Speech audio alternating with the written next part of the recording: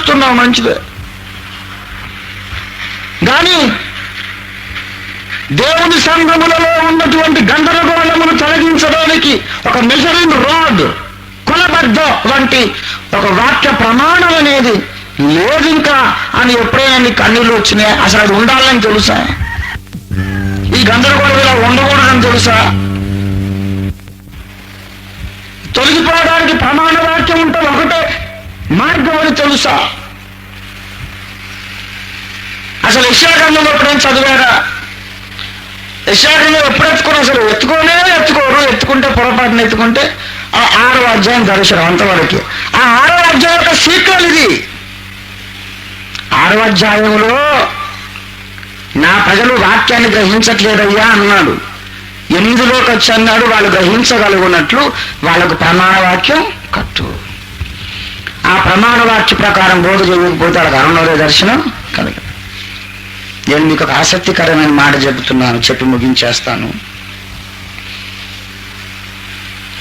యెషయాకు దేవుడు ఈ పని అప్పగించాడు, కానీ యెషయా చేయలేదు. దేవుడు యెషయాకు అప్పగించిన పని యెషయా చేయలేదు. దేవుడు యిర్మీయాకు అప్పగించిన పని యిర్మీయా చేయలేదు. దేవుడు ఏలియాకు అప్పగించిన పని ఏలియా పూర్తిగా చేయలేదు, కొంత పెండింగ్ పెట్టాడు. నేను మీకు ఒక ఆశ్చర్యకరమైన సంగతి చెబుతున్నా.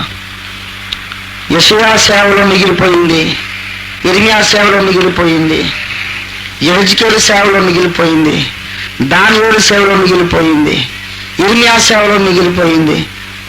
అవన్నీ ఆఖరి తరంలో జరుగుతాయి. అవి జరిగితేనే తప్ప యేసు భూమి మీదికి రాడు అంటే అరుణోదయం. యెషయా సేవలో వదిలేసిన దాన్ని ఇప్పుడు యోహాను చేయాలి, కానీ యోహాను కూడా చేయలేదు. నేను మీకు ఒక ఆశ్చర్యమైన సంగతి చెబుతున్నా, అర్థం చేసుకుంటే చేసుకున్నా, లేకపోతే మళ్ళీ కూటంలో చెప్తాను. ఒక ప్రవక్తకు తాను అప్పగించిన పని ఆ ప్రవక్త చేయకుండా చచ్చిపోతే దేవుడు రోషము కలిగి అతని తర్వాత అయినా ఆ పని నెరవేర్చుకుంటాడు. ఎందుకంటే ప్రవక్త చచ్చిపోయినా అతని తల మీద ఉన్న అభిషేక తైలం చచ్చిపోలేదు. యెషయా చచ్చిపోయాడు, కానీ అభిషేకం బ్రతికే ఉంది. అభిషేకాన్ని చావుందా? అభిషేకం అంటే ఎవరు? పరిశుద్ధాత్మ దేవుడే. ఆయన అక్షయుడు కనుక ఆయన చావు లేదు. యెషయాకు అప్పగించిన పని ఆయన చేయకుండా చచ్చిపోయాడు.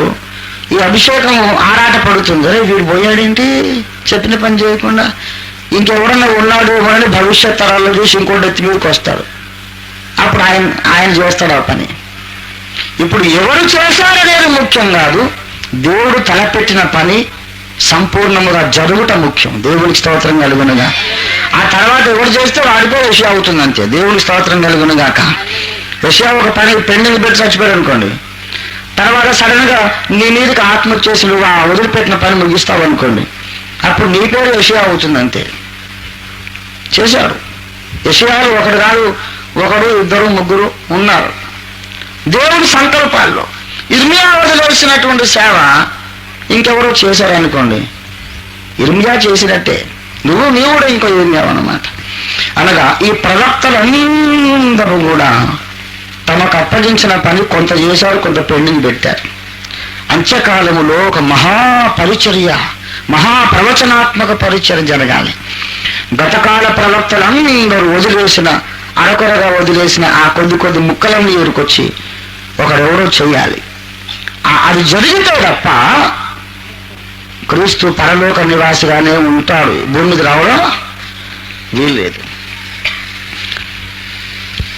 హితవాక్యం లేక ఆరోగ్యము గల వాక్య ప్రమాణమును సిద్ధపరచుకునే కార్యం జరగాలి. తర్వాత ఇంకోటి ఏం జరగాలి? అన్నిటికీ కుదురుబాటు కాలములో. ఇప్పుడు వినండి, అరుణోదయ దర్శనమునకు సిద్ధపరచుట అనేది యెషయా 8:16 ఉంది, లూకా 2వ అధ్యాయం 79 కూడా ఉందా? మీకు లింక్ చెప్తున్నా, గమనించండి.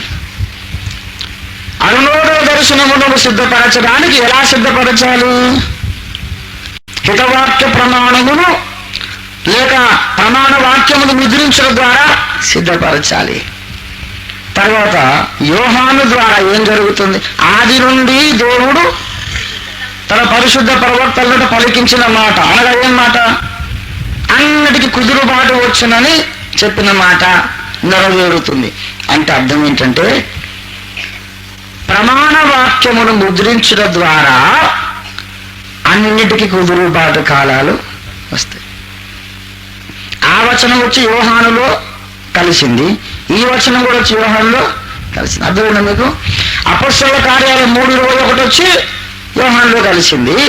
తర్వాత యెషయా 8:16-20 వచనాలు కూడా వచ్చి యోహానులో కలిసినాయి. కనుక అన్నిటికీ కుదురుబాటు కాలములు వచ్చినట్లు ఇప్పుడు ఏం జరగాలి?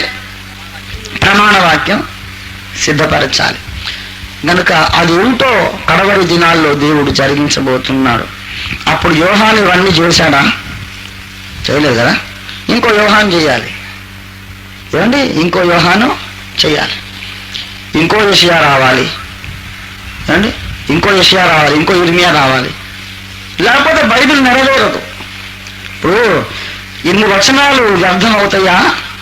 లేఖనము నిరర్ధకం అవుతుందా? లేఖనము నిరర్ధకం కానేరదు. కనుక ఇప్పుడు యెషయాకు అప్పగించిన పరిచర్య జరగాల్సింది కదా. ఇర్మియా సంగతి మాట్లాడుకుందాం. ఇర్మియాకు దేవుడు ఏమేమి అప్పగించాడంట? 10వ వచనం చూడండి. పెళ్ళగించుటకును, పడద్రోయుటకును,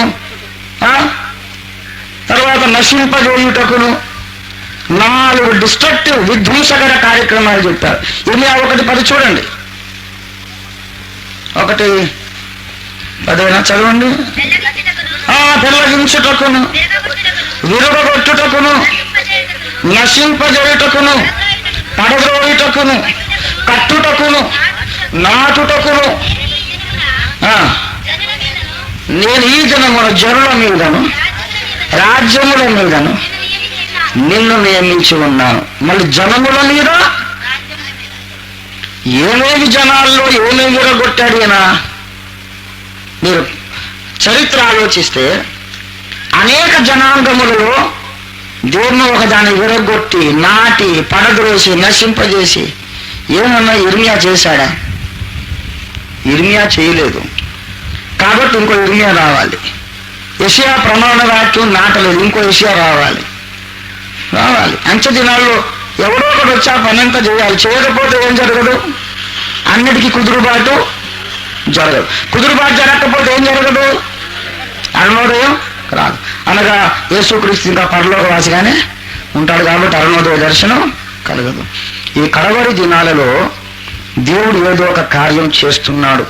ఈ కార్యమును మనం అర్థం చేసుకుందాం, దాని కొరకు ప్రార్థన చేద్దాం, దాంట్లో మనం కూడా భాగస్వాములమై ఉందాం. ఈ సంగతులు గ్రహించిన వాడు ధన్యుడు. ప్రార్థన చేసుకుందాం.